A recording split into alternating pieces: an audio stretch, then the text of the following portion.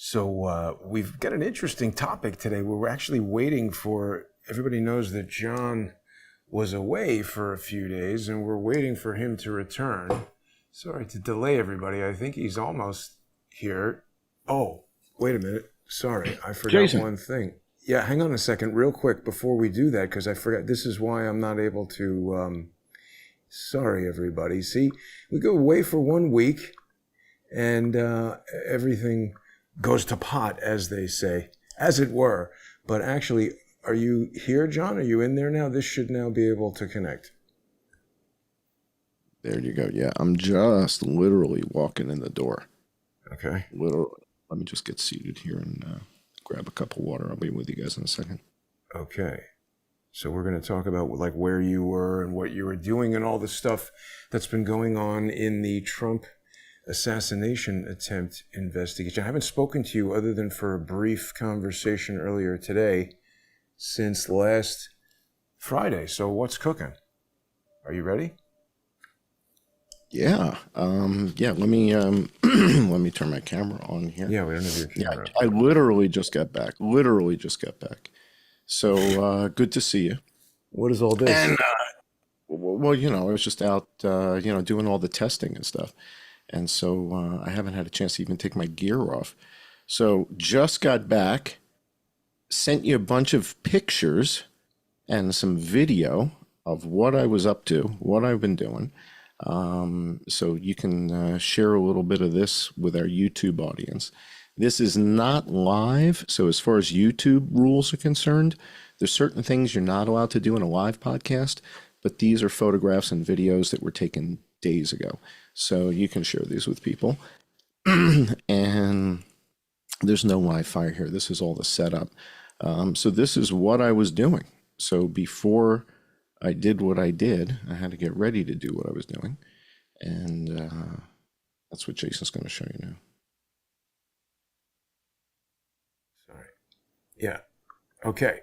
Here we go. Now, wait a minute. So, but this is not going to be any kind of like ding us on YouTube type stuff. People know, John, every Friday we're doing a show that people can watch on subscribestar.com/IamJohnCullen, patreon.com/IamJohnCullen, and Odyssey and Substack and Subscribestar and Patreon for Crowdsource the Truth. So here we go. What do we got?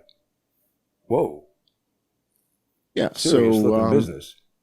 Yeah, so this doesn't get us in trouble. These are photographs, and this is, so this is not live stuff. So this is what I set out to do, was to do some testing. And the idea was to do some testing using AR-15s in .223 caliber and 300 blackout to do the silencer stuff. And so before I set out, I laid out everything to make sure I had everything together, right? So, when you're packing up and getting ready to go do a project like this, the last thing you want to do is forget stuff. So I brought everything to my storage unit and set up a couple of tables inside the storage unit, closed the door to the storage unit so people wouldn't have a heart attack, and laid everything out this way so that I knew I had everything I needed, right? I had the cameras, I had the microphones, I had the targets, I had the backpack, all the different stuff. So the Garmin is so that I could measure off 135 yards and 157 yards from the firing line. The various weapons are in different calibers. And so the 300 blackout is suppressed, silenced. The .223 is not. There's a spotting scope, so I can tell if I'm hitting the target or not. A number of different audio recording devices to record the crack thump and the sound of the rifle going off at about the distance that the people standing under the trees would have been from potentially a rooftop shooter. So I set up a whole bunch of different recording devices in different locations and then different camera phones in different locations on tripods in order to attempt to see, what can we learn from an exercise like this. And who's the guy who says whatever can go wrong goes wrong? Who's that guy? Yeah. Who's that guy? I don't know. Whatever can go wrong will. I don't know. Yeah. well, whoever that guy is, yeah, he was for, yeah, he was right. So turned out when I got out to set everything up, it was remarkably windy. And the best laid plans often have to get tweaked and tuned. But the net of it is, I just got back from this exercise, literally just, an hour ago, 2 hours ago. Well, What were you that's quite a saying? whirlwind thing. It says the phrase anything can go wrong will go wrong is often attributed to American aerospace engineer Edward Murphy Jr. The phrase is also known as Murphy's Law. Ah, of course. There you go. Murphy's Law is whatever There you can go go. wrong will. I think Elon Musk has a variation of that where he says whatever is the most ironic outcome or humorous outcome is the most likely thing to happen. I mean, I think what they mean is when you endeavor to do something complicated, there's a lot that can go wrong. I mean, you've got guns here, cameras, electronics, recording, lots of complicated and different disciplines that you really need to be an expert in to do it correctly. And I mean, you didn't have a professional camera assistant or anything like that. This is a very big, complicated scientific test, camera test, ammunition test. It was a big endeavor. So Hmm. just to be clear, as I understand it, you don't, I mean, the material's obviously not ready. You just shot all this stuff and must have like incredible gigabytes of things to look at and go through. I haven't even looked at a thing. Huh. So I don't know. Like, I don't know if, all the cameras overheated and the acid burned through the chips. Like, I don't know what I got. I have no idea. I But people haven't say, looked why at. the helmet? It's a good question. What is it, a ballistic helmet or something? Hell yeah. Are you Yeah, kidding? why not Yeah, this is always wear that? Like drive around with well, that. you should for sure. Without a doubt. Can you walk Yeah, around New York City wearing that? Or they would be like, hey, take that off. You can have a mask and a hoodie and whatever you want. I think you can. Why not? Why would you not be allowed to wear Why this? don't I get an But Iron Man this is suit? a yeah, this is a Kevlar tactical helmet. This is yeah, serious. Probably a lot of money. Not as much as you think because China. And is it Right. bulletproof?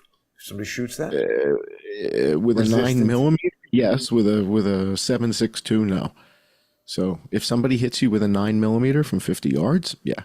But if Uh-huh. somebody hits you with a 7.62 from 100, no. Better than the skull from anywhere, I would think. But John, Exactly. Better, before we right, get better into than a the haircut. bulk of what we're going to Yes. talk about tonight, I want to explain first of all the title and this kind Yeah. of maybe confusing image for some people because it's come to my attention that this is perhaps not as widely known as I might have thought, but it is well known in the world of Star Wars aficionados.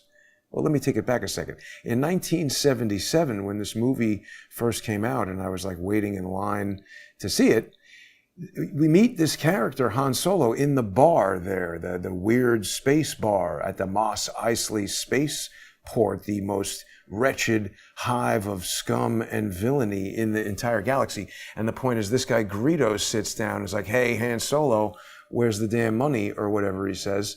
And Han Solo just like takes out a gun and shoots the guy and gets up and leaves. And this is how we establish the character and everything. But 20 years later, when Star Wars became this legendary component of like, public mythology or whatever, they did a re-release with all these new visual effects and graphics and everything. And they changed this scene, adding a whole conversation with this character where it leads to Greedo, the monster, shooting first and Han Solo only shooting in defense. And people were up in arms because this wasn't just a changing of the visual effects to make it more modern and more exciting. It was a fundamental change to the character and the nature of what this guy was all about. It's sort of reverse engineering the movie and a kind of propaganda that, I don't know, seems kind of relevant to what we're going to talk about tonight, which I don't exactly even know because I haven't been following these guys closely from the same angle that you are. But why don't you tell everybody what we're going to talk about tonight when we get to the sponsor exclusive segment? It's actually an interesting metaphor, this Star Wars thing, and I didn't know the story until you shared it with me. When I told you what I wanted to talk about, and you said, "Oh my God, like the Star Wars thing," I was like, "Huh? I didn't know any of this stuff."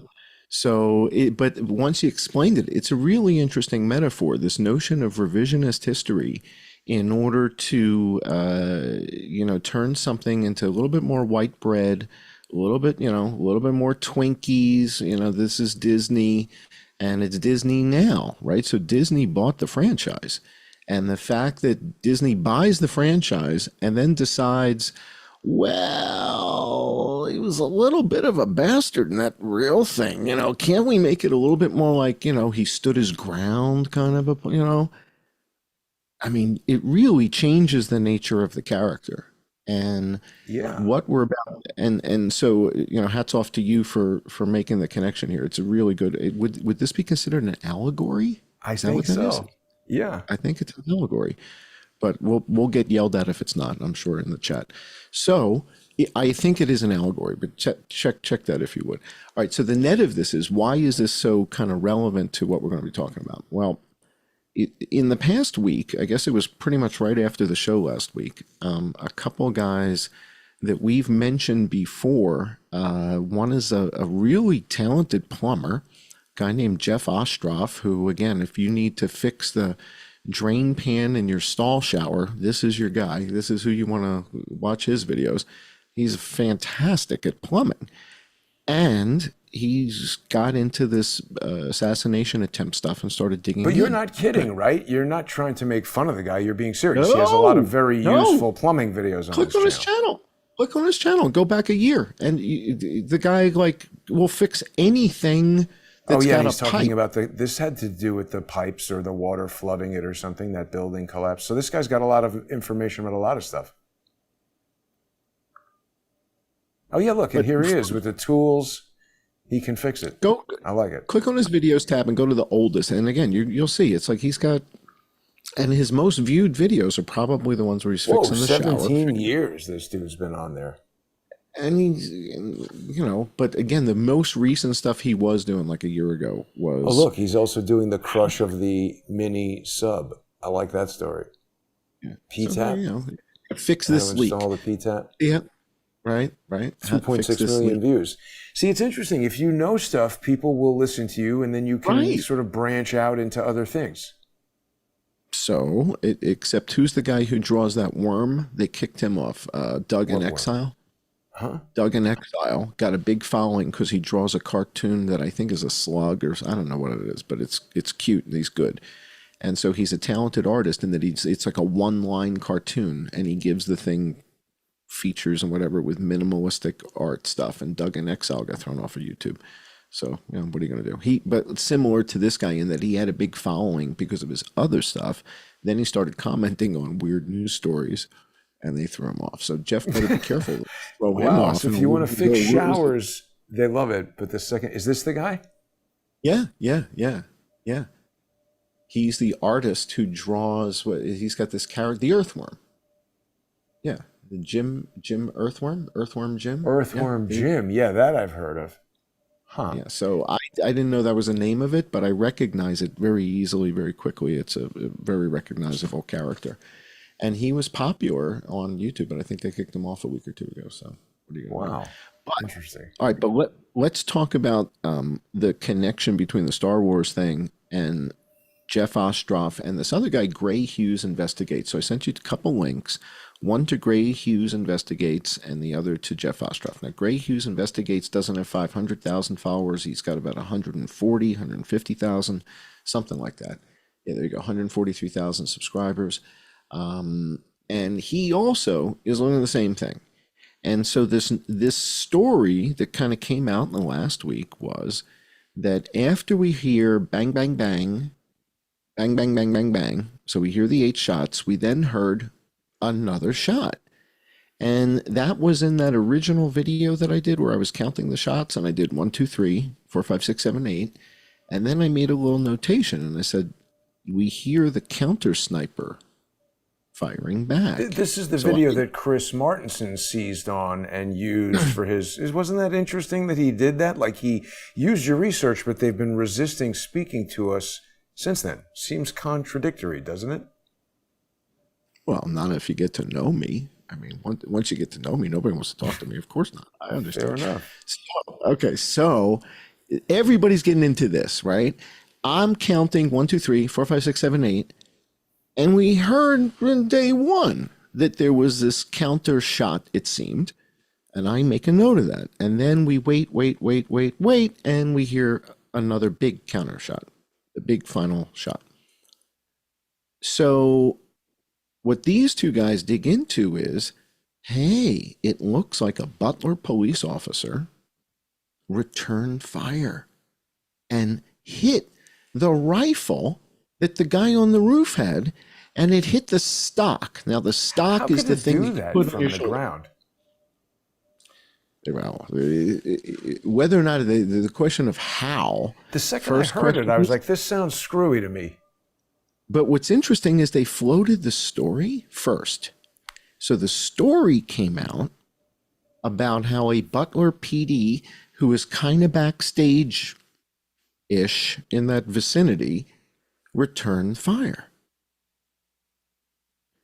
Like, okay, is there any evidence of that? It's like, does anybody have any video of that? Or can we see? Ah, now we this? see the. Butler SWAT shot delayed Trump rally.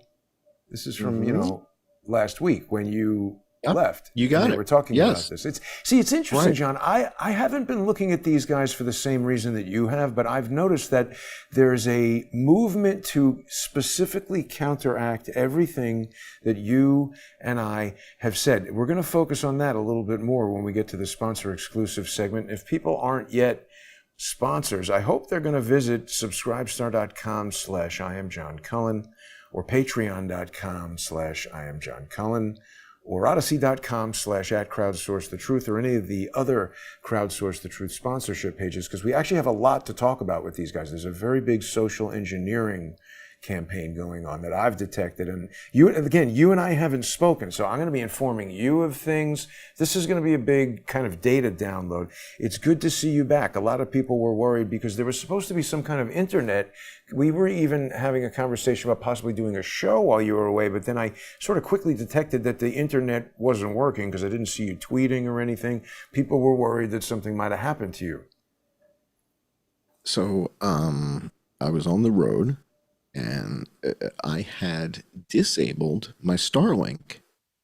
So when you don't use your Starlink for a couple months, you don't want to pay for it, and you don't have to. So you tell Starlink, put my account on whatever they call it, Freeze or hiatus. hold or whatever. Yeah. Right. So I get out into the wild yonder, and I go to reactivate the Starlink, and Starlink says, "Okay, enter this password. We're going to send you an email." It's like, dude, you're my you gotta connection. reactivate that before you get out of the link. Well, all right.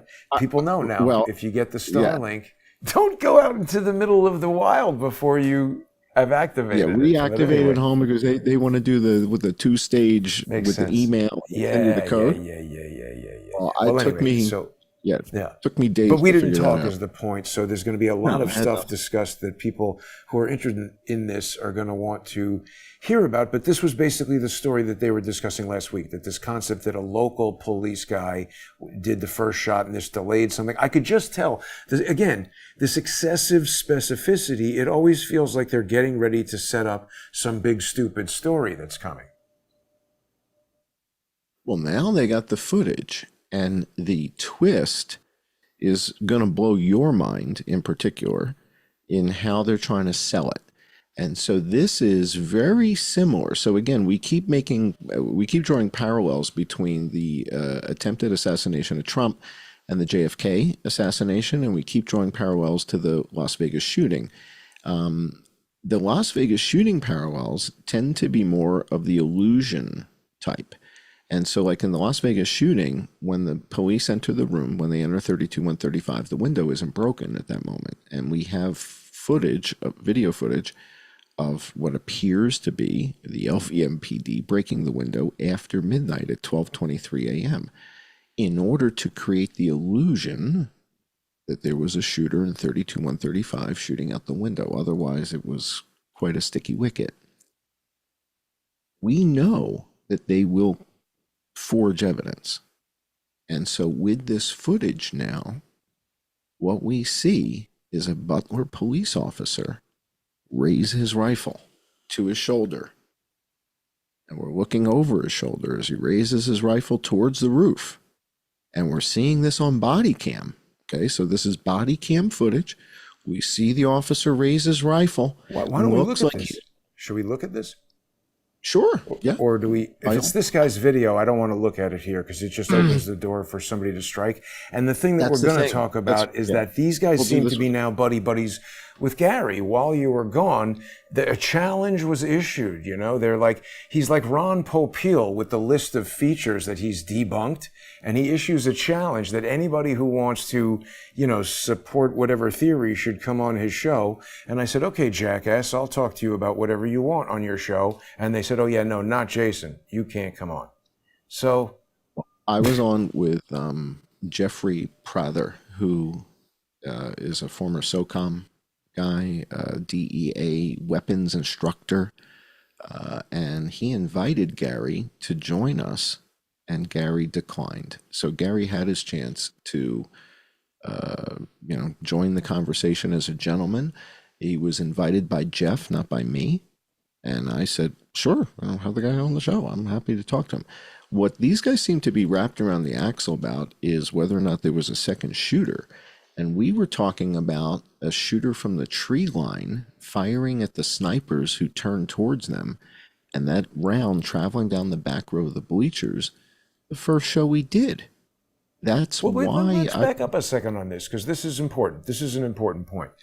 The morning of the 14th, I remember this very clearly because everybody was going kind of, you know, crazy the first day. Nobody knew what was going on. And I called you in the morning and I said, you know, John, neither of us believed that it was a 20-year-old kid who got up onto the roof and did this all by himself. And so that means there's a larger conspiracy. And I just don't believe that people who have the capability to do this, and it looks like it might have included executives from the Secret Service and the FBI, et cetera, I just don't believe that they would do something this high stakes and leave it up to something that was so likely to fail. And that's when I started talking about this notion of triangulation of fire and how that was purported to have been used in the JFK assassination. And I remember in the Jim Garrison trial and everything that was depicted in the JFK movie, they're talking about the kill box. And I started researching that and we found out how it was a three-dimensional, you know, it makes a lot of sense from the standpoint of targeting a military assassination. So this is how, it's not like I said, hey, maybe this was Tinkerbell and let's just start guessing and investigating everything. It was like, look, here's a plausible theory about how something like this would happen. You saw ballistic evidence that seemed to support it and we started investigating it, and we're only 1 month in, and these guys are just adamant that no, there's nothing there, stop investigating. So again, it's like Vegas. This reminds me of the Ron Burgundy, Mr. Burgundy, Mr. Visual. They come out of the woodwork, and it's like, where the hell all these guys come from? And they're so vehement that everything is wrong, that can't be, that this isn't that, and that. Okay, so no one has really addressed the back row of the bleachers at all. And that was kind of the issue. And that, quite frankly, that was the first show we did. We did that on Sunday. So that Sunday night, we looked at the whole bleacher issue, the round hitting the corner of the railing.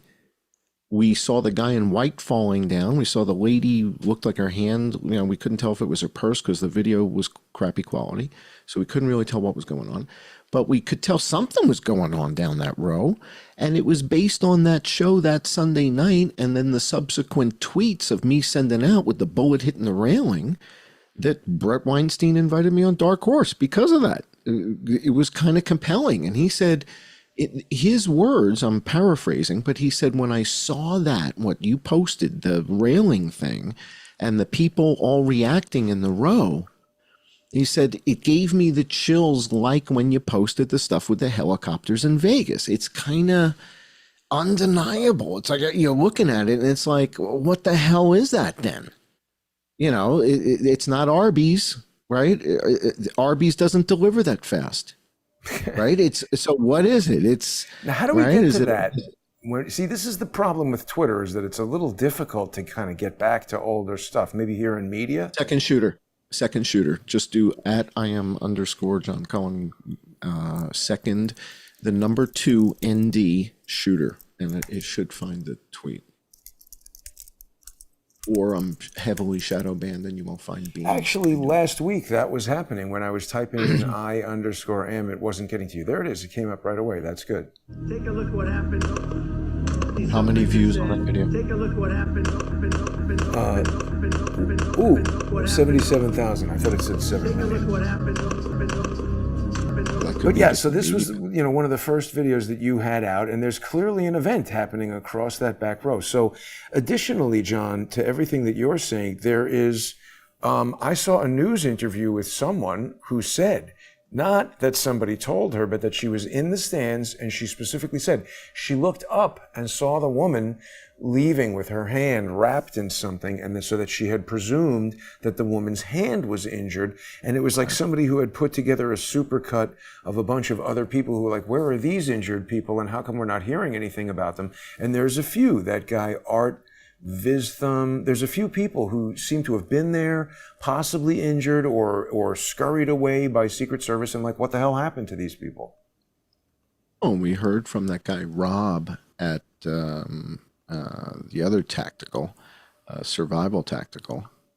He said that the counter snipers thought they were taking fire, and they heard the crack of gunfire going by their heads, and he said they thought they were taking fire, not the president. Right.